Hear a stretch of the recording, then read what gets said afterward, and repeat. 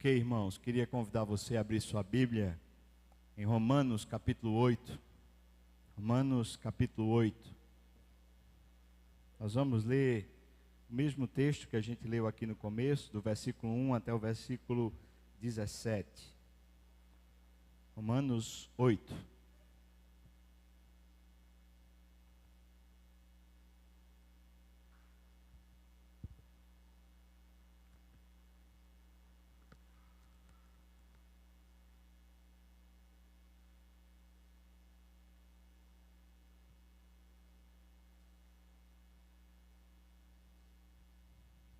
Romanos capítulo 8, do versículo 1 até o versículo 17. Por favor, vamos fazer essa leitura de forma alternada. Eu vou ler os versículos ímpares e os irmãos vão ler os versículos pares com bastante atenção. Diz assim: Agora, pois, já nenhuma condenação há para os que estão em Cristo Jesus.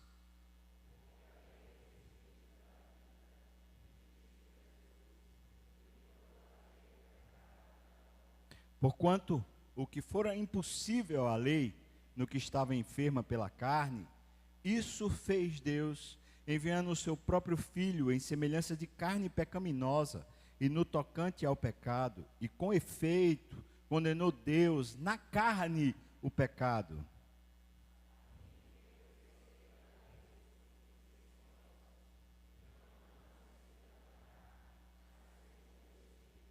Porque os que se inclinam para a carne cogitam das coisas da carne, mas os que se inclinam para o Espírito, das coisas do Espírito.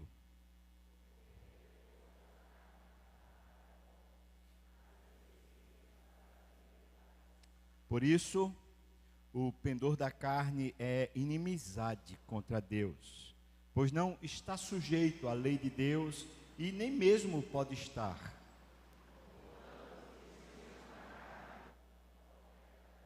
Vamos ler de novo esse versículo? Portanto, os que estão na carne não podem agradar a Deus. Vós, porém, preste atenção, vós, porém, não estáis na carne, mas no Espírito, se de fato o Espírito de Deus habita em vós. E, se alguém não tem o Espírito de Cristo, esse tal não é dele.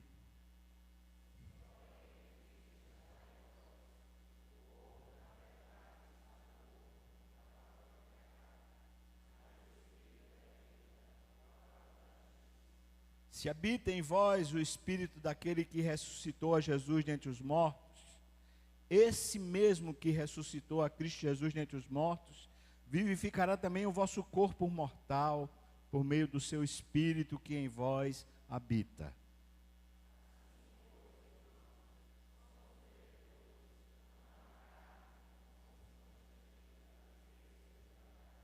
Porque se viverdes segundo a carne, caminhais para a morte. Mas se pelo Espírito mortificardes os feitos do corpo, certamente vivereis.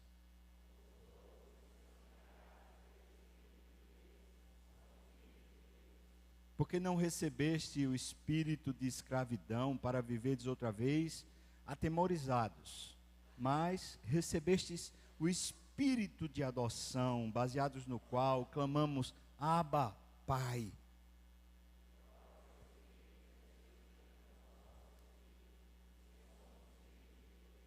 Ora, se somos filhos, somos também herdeiros, herdeiros de Deus e co-herdeiros com Cristo. Se com Ele sofremos, também com Ele seremos glorificados. Aleluia. Amém. Vamos orar. Oh Pai, é tão linda essa mensagem, tão poderosa. Ela transforma tudo em nós e ao nosso redor.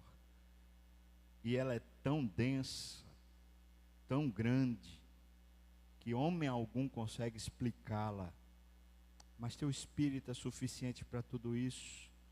Por isso eu te peço, ó Deus, que nessa tua infinita graça e misericórdia seja favorável a nós aqui, dando-nos conhecimento, entendimento, sendo nós persuadidos pelo Teu Espírito, Pai.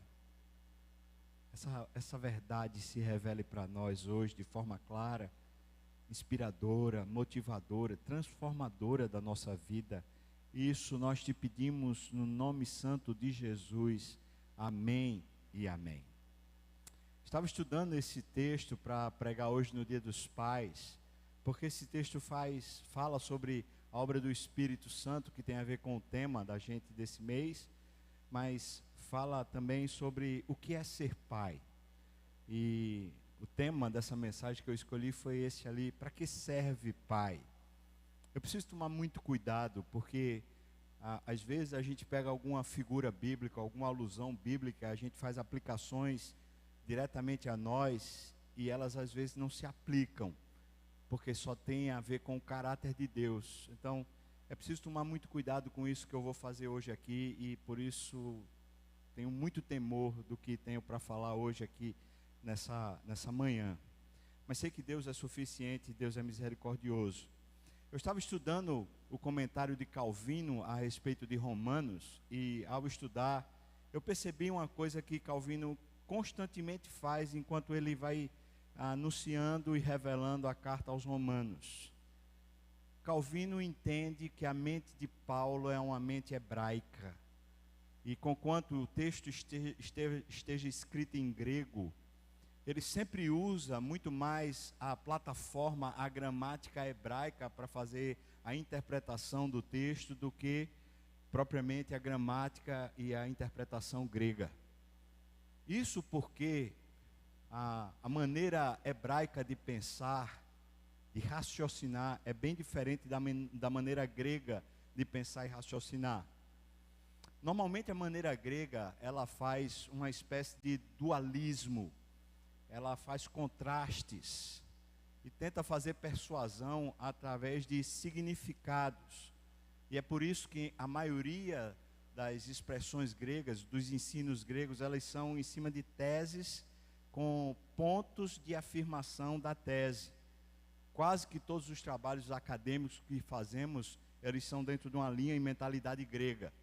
Esse tipo de mentalidade onde você tem alguma coisa para afirmar, e por causa dessa afirmação você faz alguns considerandos, que são na verdade os argumentos daquela lógica ou daquele tema. A mentalidade hebraica, ela é bem diferente. Ela normalmente usa narrativas. E como a doutrina, claro, ela é um ensino, não é necessariamente um acontecimento, um evento. Então, a narrativa da doutrina, ela precisa de uma mente hebraica. Senão ela fica meramente argumentativa e ela só persuade a mente sem persuadir o coração. A mentalidade hebraica, ela consiste normalmente em achar uma essência, sem que seja dado o significado dessa essência. E ao dar uma essência para algum conteúdo, para alguma coisa que quer ensinar, em cima dessa essência, o texto vai fazendo alusões, normalmente como se fosse um cercado, ou como se fosse um funil, um espiral, que vai sempre acrescentando conteúdo àquela essência. Essa maneira de entender as Escrituras, essa maneira mais hebraica, faz com que o texto, ou a essência que foi ensinada, ela nos sirva de persuasão. Em vez da gente dominar o conteúdo e a gente saber sobre, essa essência fica lá para a gente ficar sendo inspirado por ela. É como se você tivesse, eu vou fazer só uma exemplificação para deixar mais claro. É como se a mentalidade grega se ocupasse da fórmula de um perfume. Quais são os ingredientes? O que é que forma aquele cheiro? Enquanto que a mentalidade hebraica fala da essência, fala sobre as emoções, fala sobre qual é o efeito daquela essência, quando alguém a cheira, quando alguém é inspirado por ela. E isso é duas maneiras bem diferentes de pensar. Normalmente, quando nos relacionamos com as pessoas, num relacionamento vivo e ativo, os significados não precisam ser tão explicados, eles precisam mais ser desfrutados, provados. Nós nos relacionamos muito mais por essência do que por lógica, do que por razão. É por isso que quando amamos alguém, nós podemos simplesmente deixar de lado alguma pendência, algum problema que aconteceu, por causa da essência, por causa do significado maior. Não porque a gente sabe de alguma coisa, mas porque a gente ama. Quando a gente vai ao texto das Escrituras, entendendo que não é para a gente raciocinar apenas, mas é a partir do raciocínio a gente começar a conhecer uma essência, não apenas uma lógica, mas uma essência que pode ir nos conduzindo o coração, enchendo a nossa alma de um encanto, de um prazer, de uma metanoia, de uma transformação lá dentro da nossa alma. O texto deixa de ser para conhecermos e passa a ser para meditarmos, para nos relacionarmos, nos afinarmos com o texto. É por isso que Jesus usava tanta imagem, tanta metáfora, porque nas metáforas e nas imagens nós conseguimos ficar muito mais presos e contritos. Perceba que Paulo aqui, ele está quase finalizando uma argumentação sobre a nossa salvação. Em Romanos, logo no começo, ele faz afirmações muito fortes sobre a depravação total, sobre a perdição total da humanidade. Ele fala que Deus entregou os homens, nós, aos seus próprios pecados, as suas próprias perdições. E depois ele começa a falar sobre o que Deus fez por causa desse pecado, por causa dessa perdição, dessa depravação total humana. Então ele começa a colocar a obra da cruz, não apenas Jesus fazendo essa obra, mas como a Trindade Santa estava junta e conjuntamente eles operaram e operam a salvação, a obra de Deus que nos tira do pecado, que nos tira da condenação eterna. Capítulo 8 de Romanos é um final de uma argumentação muito prodigiosa, é o final de um entendimento que transforma completamente o nosso coração. A partir do capítulo 5, depois do capítulo 6 e 7, Paulo está falando sobre aquilo que é a transformação radical, uma graça que nos transforma por inteiro. E no capítulo 8 ele diz como essa graça é poderosa. Os capítulos 6 e 7 essencialmente falam sobre a nossa incapacidade total de operar a salvação. Como nós não conseguimos, mesmo querendo, mesmo intentando operar o que é bom, fazer o que é bom, fazer o que agrada a Deus, como nós não conseguimos fazer-nos salvos, como isso é completamente inadequado para nós. Então no capítulo 8, nesse desfecho dessa organização, dessa essência, Paulo diz para nós que nós estamos salvos e o poder do Espírito é quem garante, harmoniza e conduz essa vida salva. É uma operação do Espírito. Mas para a imagem, normalmente o hebraico usa imagens para que a gente se afeiçoe e a gente medite sobre ela. A imagem que é usada nesse texto é a imagem de um pai. E é por isso que eu coloquei esse tema. Para que serve um pai? É como se Paulo tivesse querendo colocar a gente, a partir do começo da epístola, colocar a gente na seguinte condição: nós éramos filhos maus, gente que não apreciava, não gostava da nossa família, da nossa casa, do nosso pai.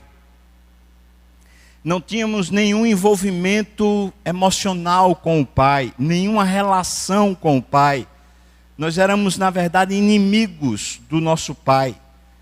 E estando na mesma casa, ou seja, no planeta Terra, nós vivíamos fugindo do Pai, e o que podíamos fazer contra o Pai, nós fazíamos. E isso não dizia respeito apenas aos nossos afetos, mas dizia respeito à razão funcional, à nossa natureza, à nossa essência mesmo. É como se a gente tivesse, de alguma maneira, tão revoltado que a gente não conseguisse encontrar nenhum tipo de razão que sustentasse os nossos afetos ao nosso Pai Celeste. E então a obra de Deus é justamente converter isso, reverter isso. É como se Ele fosse alcançar-nos dentro da nossa casa, que é a casa dEle. E Ele estivesse estabelecendo caminhos no coração, não apenas caminhos práticos ou didáticos, mas caminhos no coração para alcançar o filho que está dentro de casa perdido. É essa imagem que está sendo fechada no capítulo 8. E essa imagem da relação de filho e pai, ela chega no final do capítulo 8, falando que nada, absolutamente nada, pode nos separar desse amor, do amor de Deus, o Pai, porque Ele garantiu por todos os modos que nós teríamos esse relacionamento com Ele, e nós seríamos aperfeiçoados nesse relacionamento, que quer dizer o seguinte, esse aperfeiçoados, quer dizer que à medida que a nossa relação se aprofunda com Deus, a nossa maneira de enxergar a nós mesmos, as nossas emoções e a maneira de enxergarmos o mundo é transformada pela relação com o Pai. Não porque nós queremos ser diferentes, não porque nós tentamos ser diferentes, mas simplesmente por causa do fruto dessa relação com o Pai. É à medida que nós nos sentimos amados e nos sentimos pertencentes a essa casa, a esse relacionamento, nós estamos sendo conduzidos interiormente a uma nova maneira de agir, uma nova maneira de pensar. Nós estamos bem com a vida, estamos felizes, nós estamos seguros, nós estamos garantidos. A nossa relação com o Pai garante tudo isso. Para que serve um pai?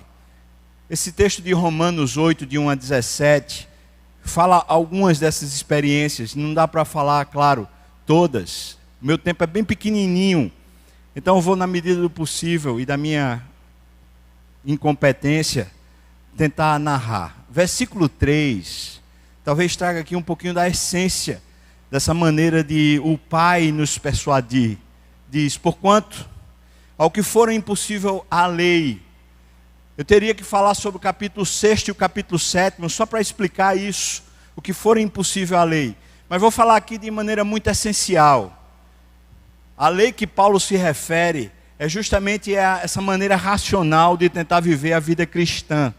Ou seja, quando eu sei o certo e tento, por esforço, praticar o que é certo. Isso é impossível gerar um relacionamento com o Pai.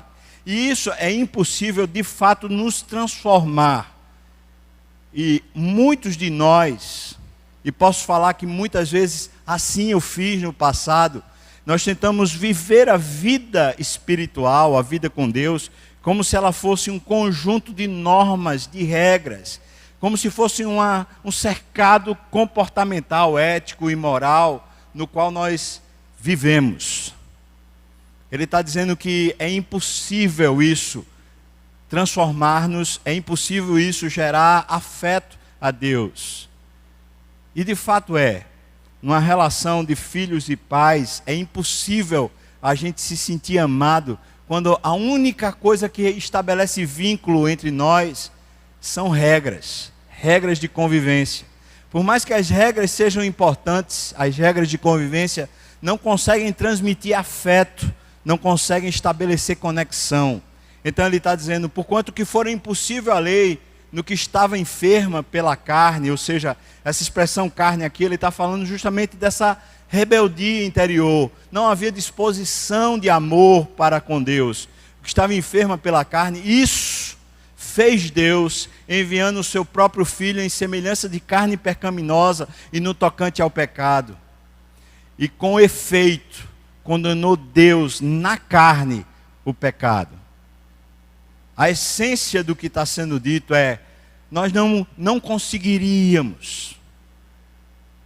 Mesmo que as regras de convivência dentro da casa com Deus estivessem bem estabelecidas, e mesmo que a gente dissesse, tá bom, eu vou ser um bom filho, eu vou seguir as regras, isso não estabelecia um relacionamento, porque quanto mais nós seguíamos as regras, mais irados, mais revoltados nós ficávamos com Deus.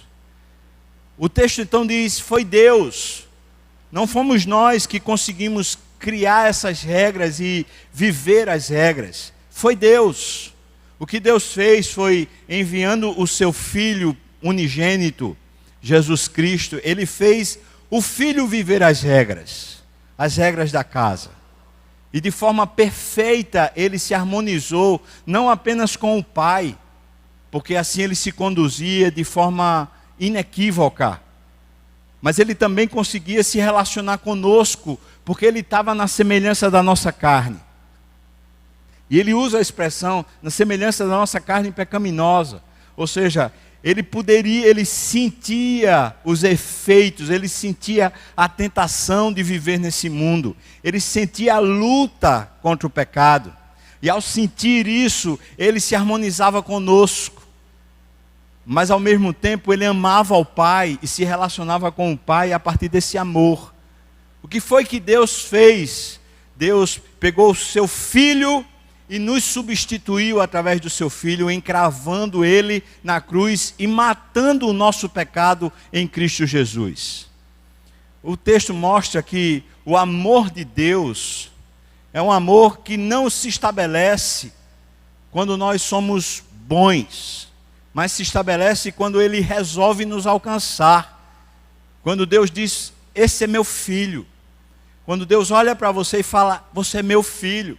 E quando Deus resolve encarar essa paternidade e essa relação de amor, Ele diz, eu vou alcançá-lo. Eu vou estabelecer uma conexão com Ele. Eu vou usar métodos que alcancem o coração dEle.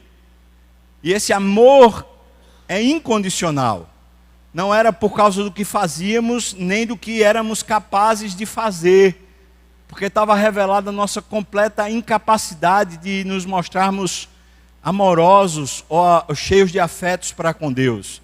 Mas Deus subverte essa ordem ao estabelecer uma conexão plausível. Essa conexão é que Cristo é homem igual a nós, mas Cristo está relacionado com Deus pelo amor como nós não estávamos. E ao morrer a nossa morte, Cristo nos dá o privilégio de podermos amar a Deus e vivermos para Deus por amor.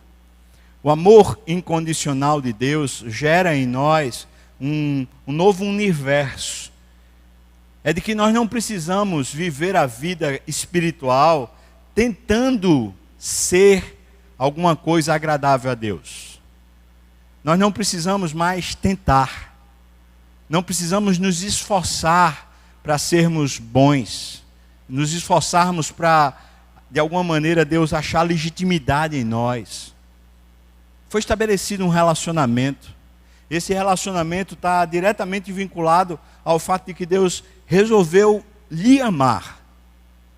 E isso é extremamente constrangedor na relação.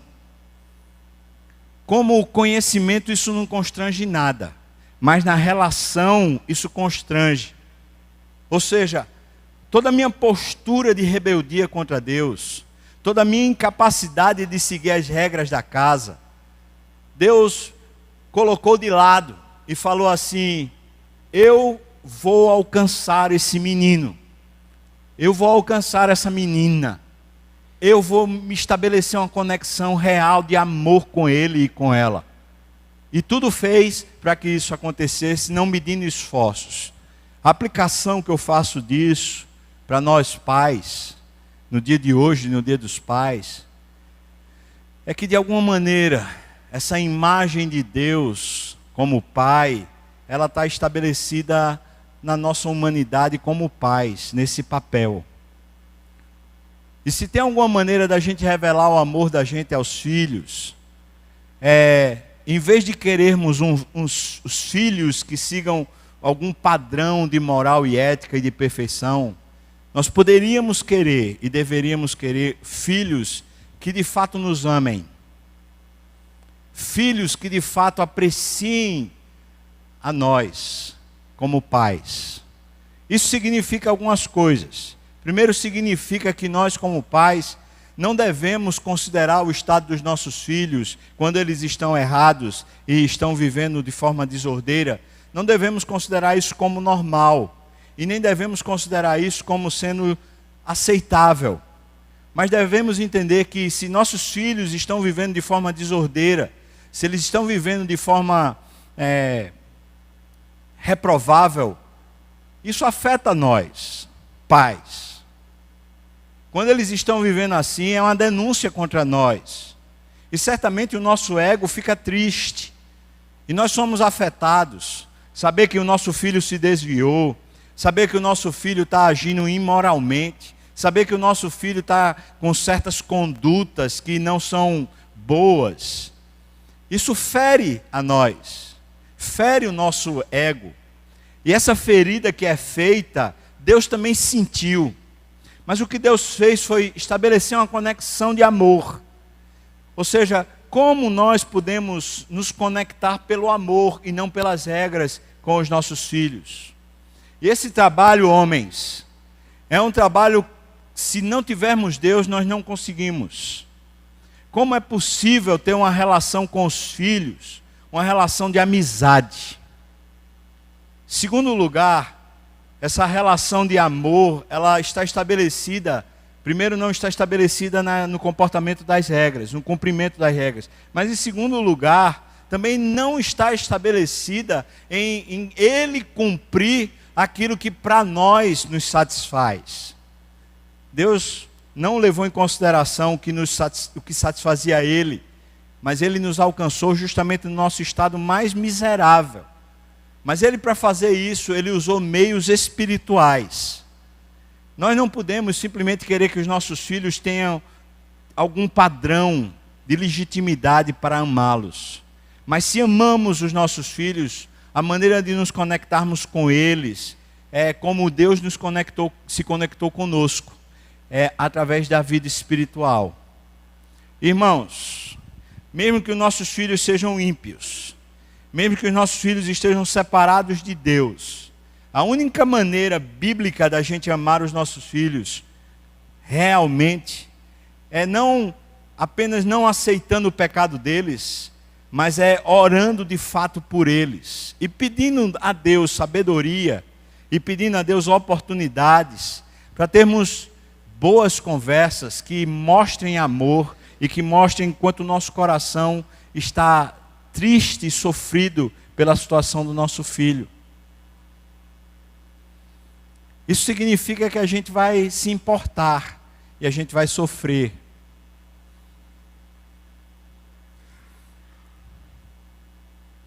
Algumas vezes essas conversas são as mais significativas da vida.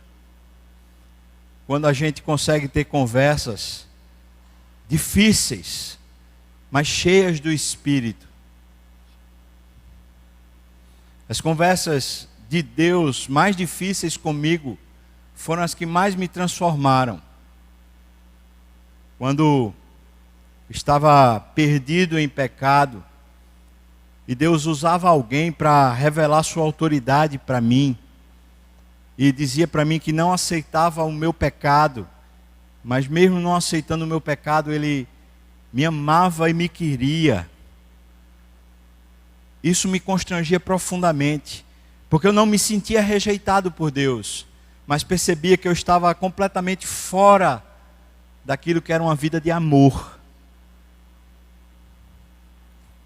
E eu digo para você, meu irmão, meu querido, a maneira de você se relacionar com seu filho não é apenas brincando, tendo tempo e oportunidades, mas é espiritualmente. Orar. E eu poderia dizer para você que algumas vezes na minha vida com meus filhos eu precisei orar meses, literalmente, para pedir uma oportunidade a Deus para ter boas conversas com eles, mas conversas que marcassem o coração deles. E sempre dizia para Deus: Senhor Deus, o Senhor sabe que o potencial que eu tenho como pai de machucá-los é enorme. Mas também o potencial que eu tenho como pai de produzir amor no coração deles é enorme. Eu queria pedir ao Senhor, eu vejo a gravidade da situação do meu filho, eu vejo em que estado ele se encontra, eu queria pedir ao Senhor que me ajudasse a encontrar um meio, um mecanismo de eu poder falar coisas que ele precisa ouvir, tanto no sentido do conserto, do acerto, mas também, sobretudo, no sentido do amor, o quanto ele é querido e amado. E posso dizer, irmãos, que Deus até agora, pela sua graça, tem estabelecido boas conexões de amor. Porque Deus se importa com isso de verdade. E Deus quer pais que amem seus filhos.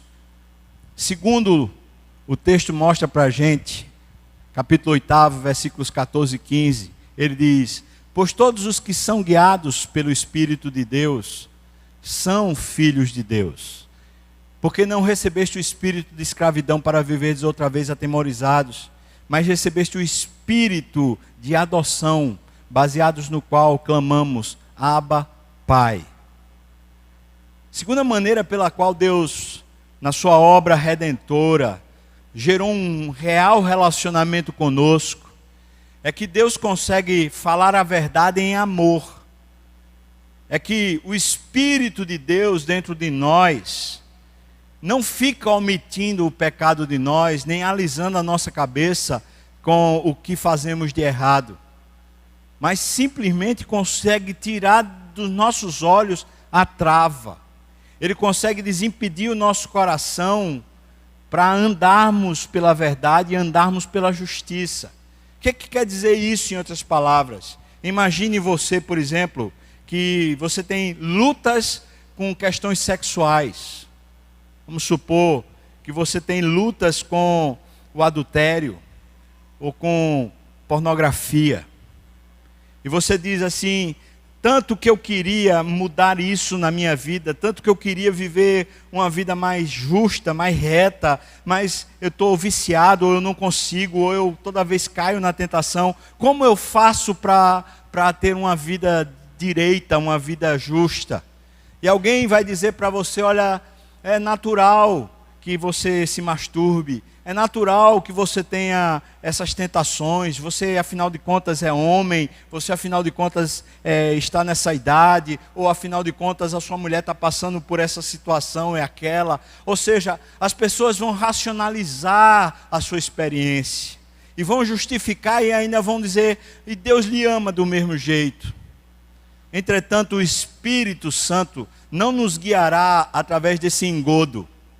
Antes, Ele dirá para nós que Deus de fato nos ama, e Ele sabe arrebentar cadeias que nós não sabemos existir dentro de nós. Em outras palavras, o trabalho do Espírito Santo, ele de certa forma é invisível. Nós não precisamos conhecer quais são as cadeias que nos prendem ao pecado, quais são as emoções e as relações na nossa memória, as relações dos nossos afetos, que sempre nos conduzem a práticas pecaminosas. Mas eu posso dizer uma coisa para você com toda certeza de experiência prática e com toda certeza baseada na palavra, é que Deus, o próprio Deus, sabe como transformar você por dentro, arrancar cadeias e grilhões da sua alma que sempre lhe conduzem à prática pecaminosa. E o Espírito Santo vai fazer isso gerando em você quebrantamento, não é gerando em você culpa, gerando em você maledicência, ou fazendo você se sentir inadequado. Antes, pelo contrário, o amor de Deus vai se revelando de tal maneira profundo dentro de você, que esse amor lhe conduz a olhar para a sua realidade de forma transformada. E aqueles afetos, aquelas propulsões interiores, aquelas inclinações mais medonhas que você tinha na carne, elas perdem a sua vitalidade, a sua capacidade de lhe conduzir de volta ao erro. É por isso que a argumentação de Paulo até aqui tem sido: olha, se você se inclina para a carne, e a argumentação dele é simples, ele está dizendo assim: você foi feito nova criatura, a obra de Cristo transformou você. Entretanto, na sua carne, na sua criação, na sua genética, no seu modo de viver até hoje, a única coisa que lhe dava prazer era a prática do pecado. Era assim que você se concebia vivo, e é por isso que você volta a pecar, é por isso que você volta a mentir, é por isso que você volta a passar por cima das pessoas, é por isso que você volta a cobiçar, é por isso que você volta a trair. Você volta a trair porque você, quando era sem Deus, quando você ainda não estava salvo, era a única maneira de você se sentir vivo, de sentir prazer. Era à medida que você se inclinava e vivia essas coisas, você se sentia vivo. Então Paulo está dizendo, olha, o Espírito Santo entrou em você, e esse Espírito conduz você por um novo caminho. A sua carne foi morta na cruz, e agora o que você tem não é mais a carne agindo em você, mas você tem uma lei na carne, você tem uma memória na sua carne. Essa memória é que até hoje você só aprendeu a viver assim. Eu vou fazer aqui uma pequena metáfora para você entender. Imagine que você só fala português e de repente você vai para a Rússia e você vai ter que aprender a falar russo. E você passa por um processo de transição. Até sua mente funcionar em russo, você sempre vai tentar falar primeiro português e traduzir para depois falar russo. Mas quando você estiver na Rússia durante bastante tempo, e você finalmente começar a compreender um modo de vida russo, e você começar a raciocinar em russo, você vai falar em russo de forma leve e fácil. Essa adaptação vai durar a vida toda que você for viver na Rússia. Talvez daqui a 20 anos você se sinta plenamente russo. Talvez daqui a 100 anos você se sinta plenamente russo. Pouco interessa. O fato é que você já mudou de país e ninguém mais fala português, todo mundo só fala russo. Quando você foi transformado pelo Filho de Deus, você agora só tem o Espírito Santo em você. E o Espírito Santo lhe conduz a toda a verdade. O Espírito Santo lhe liberta de toda iniquidade. Mas a sua memória é como se ela só falasse português. É como se a sua memória só falasse o pecado. É como se você só tivesse uma maneira de entender o mundo, e essa maneira de entender o mundo é maneira pecaminosa. E você se sentia vivo enquanto você praticava o pecado, mas você não queria mais o pecado.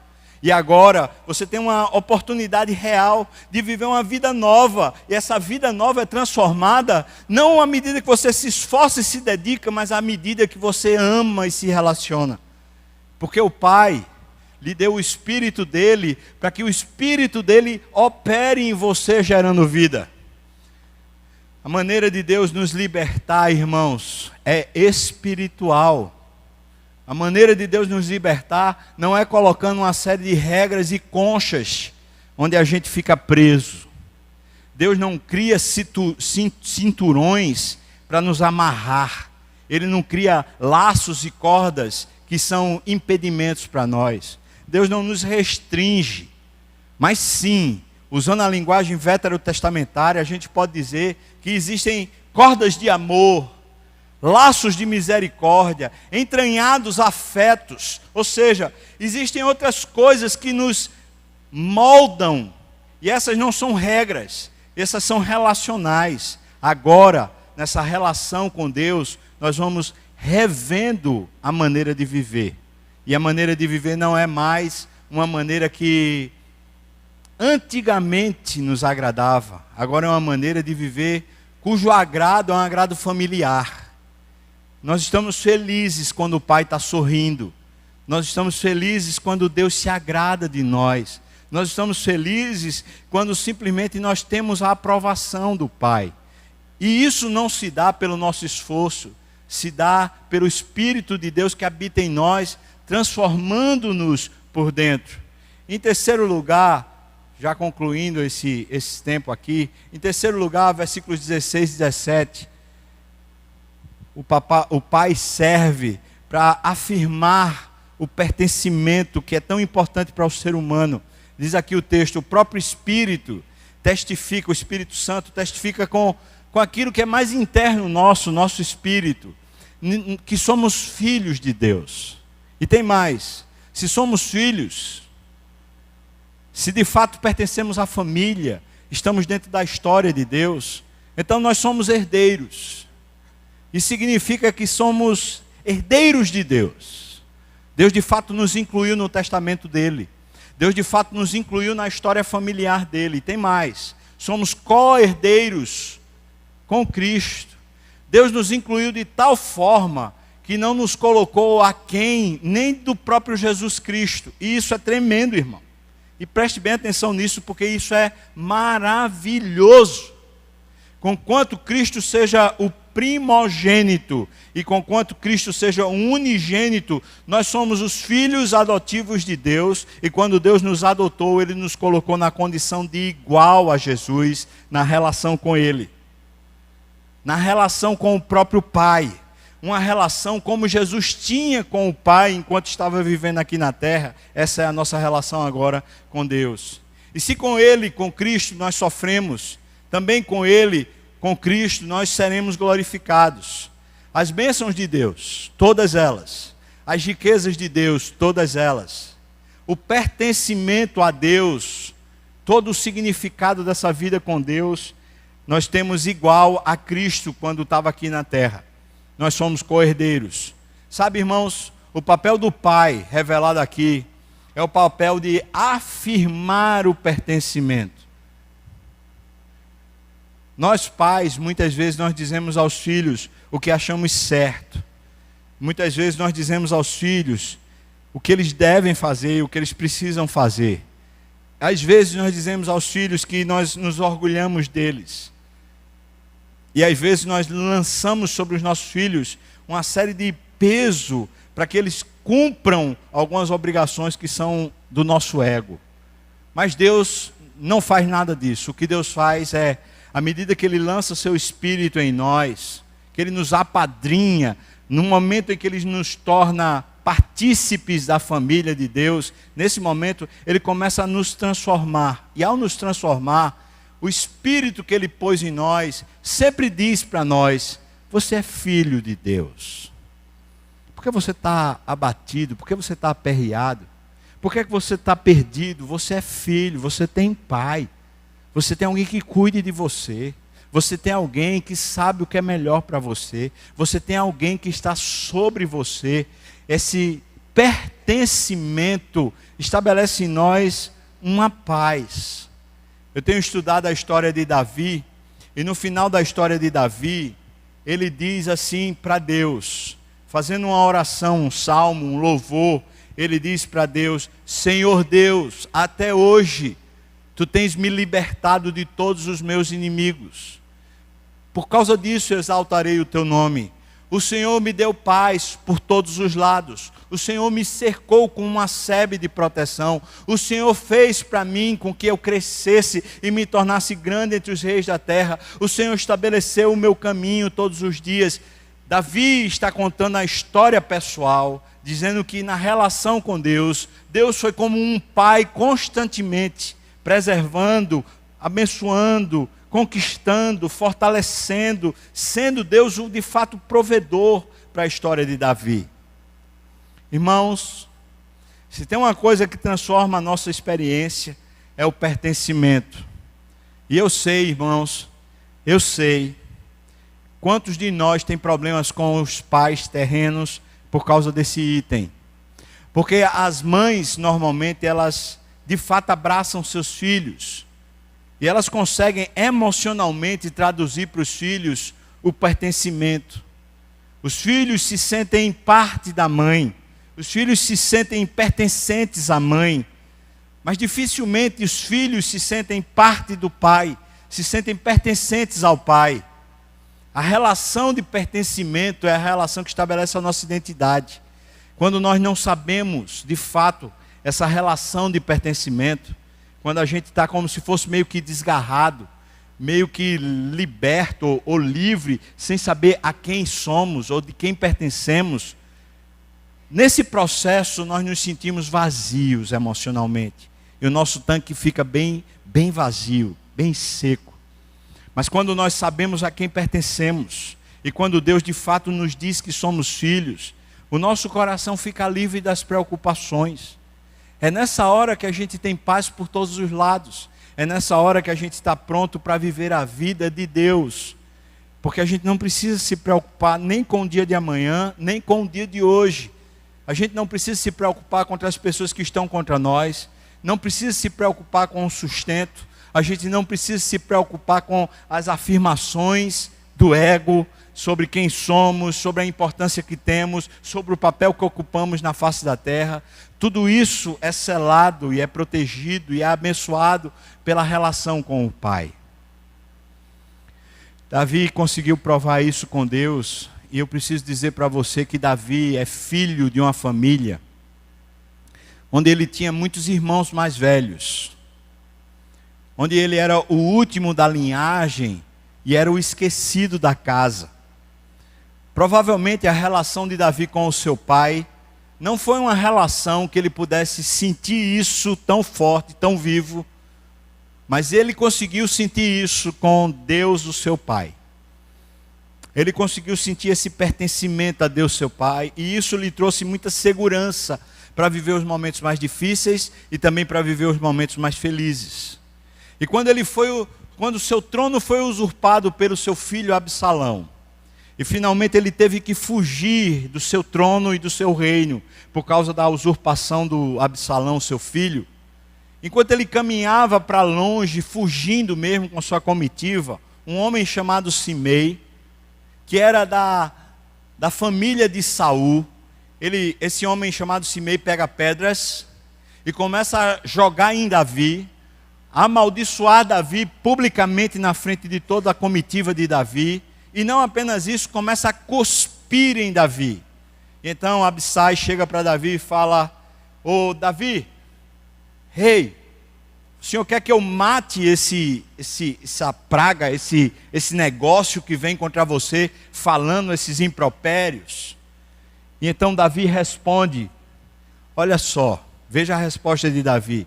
Ele diz: se Deus, meu pai, me quis colocar agora nessa situação, e se Deus, o meu pai, tem colocado esse homem para me humilhar diante de todos, quem sou eu que se seja feita a sua vontade? Irmãos, esse é o exemplo claro do pertencimento. É quando, mesmo que as pessoas estejam negando quem somos, ferindo-nos, provocando-nos, gerando em nós qualquer tipo de lamúria, ou de queixa, ou mesmo de marca, de provocação. Tudo isso que aconteça quando nós sentimos-nos de fato pertencentes a Deus. A gente passa por essas coisas com a plena convicção do cuidado de Deus, da preservação de Deus, da bênção de Deus sobre nós. Finalmente, quando Absalão é morto, numa campanha militar, que não vem com a alcunha de Davi, quando chega a notícia de que Absalão, seu filho, é morto, ele chora. Ele chora, chora, chora. Até o ponto que chega o seu general e fala para ele, o nome do general Joabe, e fala: ô Davi, desse jeito que você está, chorando desse jeito, o reino todo vai ficar perdido, porque todo mundo vai achar que de fato Absalão é quem deveria ser rei. Para de chorar. E é nesse momento que Davi para de chorar, porque o coração de Davi estava aprendendo a se consolar, a perder, a sofrer com Deus sendo seu pai. Eu vou orar com você agora, irmãos. Eu queria pedir a você que se colocasse na mão de Deus, porque eu sei como é difícil para nós vivermos como pais nesse mundo sem valor, sem valores. Eu sei como é difícil a gente educar filhos, como é difícil a gente mostrar amor, mas eu posso dizer uma coisa para você, como fruto dessa meditação de hoje. À medida que nós nos relacionamos com Deus como Pai, e à medida que a obra de Cristo na cruz, ela é confirmada no nosso coração pelo Espírito. Isso gera em nós a identidade de pais. Os pais que podem amar incondicionalmente. Pais que podem guiar os filhos pela verdade. Pais que podem de fato gerar a identidade dos filhos. Que podem afirmar a condição dos filhos de pertencerem àquela família, de pertencerem àquele pai. Ó Pai, Deus nosso Senhor do céu, dono da terra, dono da vida, nós colocamos diante do Senhor nosso coração como homens. Nós somos tão fracos e tão pobres. E precisamos aprender contigo mesmo, Deus, como podemos ser bons pais. Mais do que isso, precisamos aprender contigo como ser bons filhos. Ajuda-nos, ó Deus. Enche a nossa vida, Senhor, com o teu Espírito. Afirma-nos a tua paternidade e abençoa-nos, ó Deus, no nome de